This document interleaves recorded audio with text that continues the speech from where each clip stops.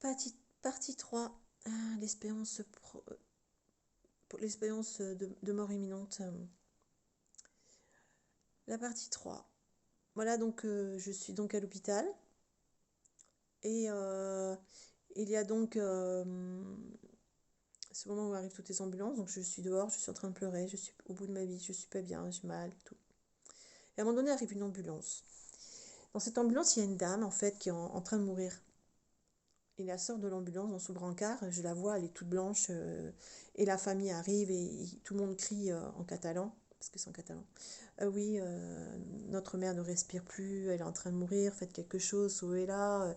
Et puis pareil, voilà, les urgences, elles sont complètes, ils sont dans l'entrée des urgences. Et moi, je suis à côté et je pleure et j'entends tout ça. Et vous voyez, en état second, on est quand même assez conscient de ce qui se passe. Et là, je vois alors, l'énergie qui représente l'image de Jésus. Je vois une boule de l'énergie, une grande lumière blanche arriver devant moi, dans du doré, sous l'image de Jésus. Ça se passe comme ça j'expliquerai ça dans d'autres vidéos.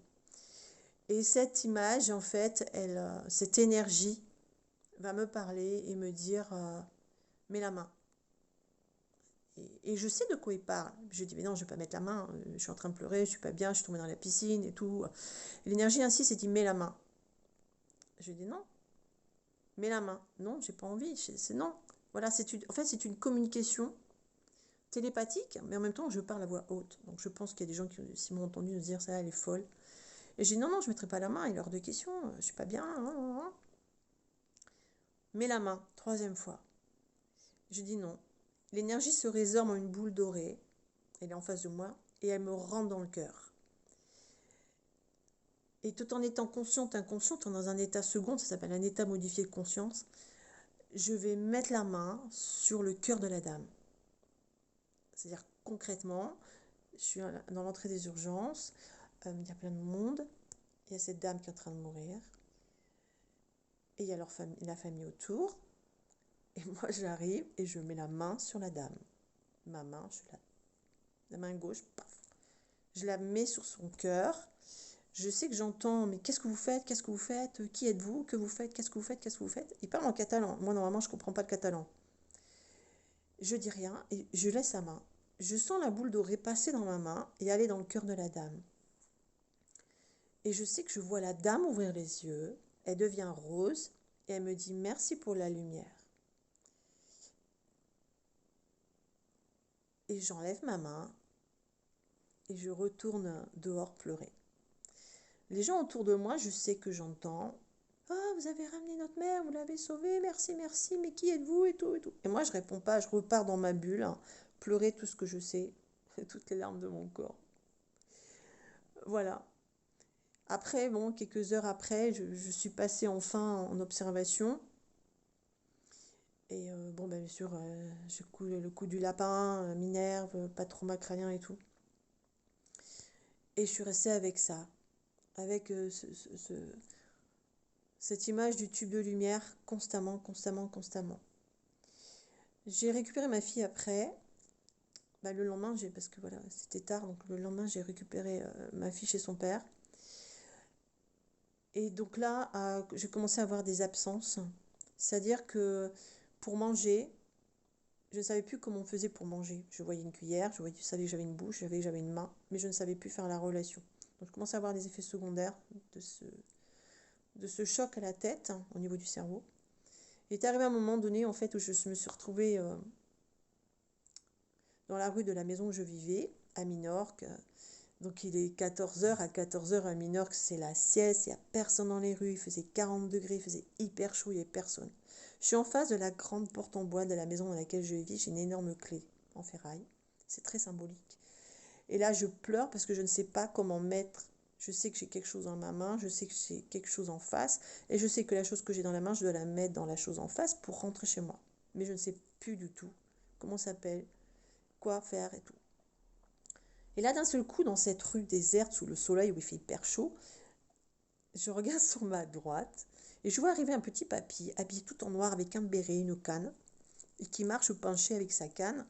Et il vient vers moi Il me regarde et me dit, mais qu'est-ce qui vous arrive, ma petite dame? Il parle en catalan, d'accord? Et je lui dis, ben, comment on fait pour rentrer? Il me regarde, il fait, ah oui, des fois ça m'arrive, ces absences-là. Et là, je vous assure, le petit papy se redresse, met sa canne dans l'autre main, il se redresse. Il prend ma main, il me la met fermement dans la serrure, il met la clé dans la serrure et il tourne ma main avec ça. Il fait, c'est comme ça qu'on ouvre une porte. Et il part. C'est-à-dire qu'il part, il passe derrière moi. Donc moi, j'ai la main avec la clé dans la serrure de la porte. Et en fait, ben, je tourne la tête pour lui dire merci. Et là, il n'y a personne. Je suis toute seule dans la rue. Le petit papy n'a pas pu tourner parce que c'est une rue en sens unique. Le petit papy n'est pas là. Il n'y avait personne. En fait, moi, j'ai trouvé ça normal. Mais après, quand je repasse la scène, je me dis quand même, il n'y avait personne, quoi. Je me dis, il y a que le ciel, des gens supérieurs, les aides de lumière, qui peuvent envoyer quelqu'un, ou un être de lumière qui se déguise en un petit papy pour m'aider.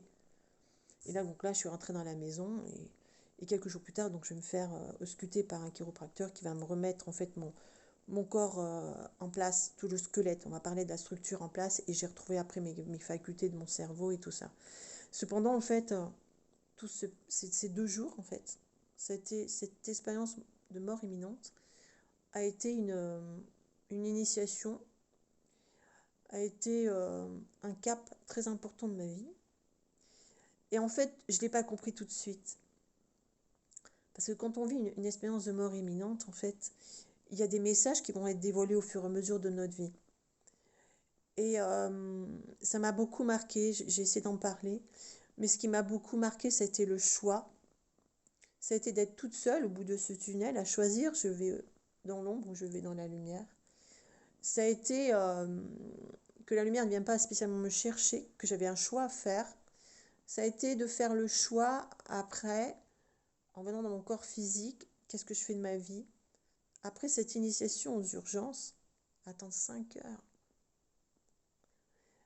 avoir cette initiation de mettre la main sur le cœur de la dame, et après ce petit papy qui se manifeste pour m'aider à rentrer chez moi. Et là, vous êtes là toute seule. Et ça fait des années que j'y pense. Et c'est-à-dire, à chaque fois que je suis en crise, que je suis pas bien, je suis remise en question, j'ai toujours cette image de la lumière qui s'approche de moi. Et je me dis, mais pourquoi à chaque fois, je suis toute seule à faire ce choix? Pourquoi il n'y a personne au bout du tunnel, au moment où on est guidé par ses proches? Pourquoi la lumière, elle est là, elle se rapproche et elle me tente, tu viens pas? Pourquoi le grand-père et tout ça? Et vous voyez, c'était en 2007. Nous sommes en 2023. Ça fait quand même pas mal d'années. Eh bien, sachez que la signification de cette expérience de mort imminente, je l'ai comprise vraiment. J'ai intégré son enseignement aujourd'hui. Aujourd'hui, je l'ai comprise à 100%. Et donc, je vais en faire part dans la partie 4.